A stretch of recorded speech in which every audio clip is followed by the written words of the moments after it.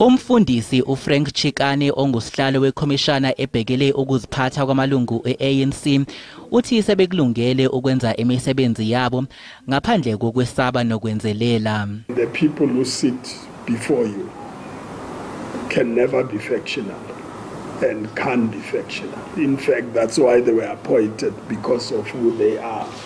And I've listened to them all the time. No one is going to accuse this commission of being factional. Lo makadebona we-ANC ubekhuluma nabezindaba ephahlwe abanye omakadebona kanti uthi le commissioner izimisele ngokusiza leli qembu ukuthi lizivuselele.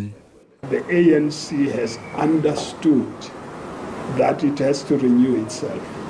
If it doesn't, there are consequences. I think there's no debate about that. You're going to have to make sure the leaders of the ANC in every community are people of integrity who are trusted by the people in that society. Nakuba le commissioner ingazange ifune ukuphawula ngamacala athile ewacubungulayo njengamanje okubalwa uphenyo lwasephalaphala kanye nokumiswa kwalowo obengunobhala jikelele we-ANC uAce ithi izoqhubeka nomsebenzi wayo okubalwa namacala angakaphuthulwa.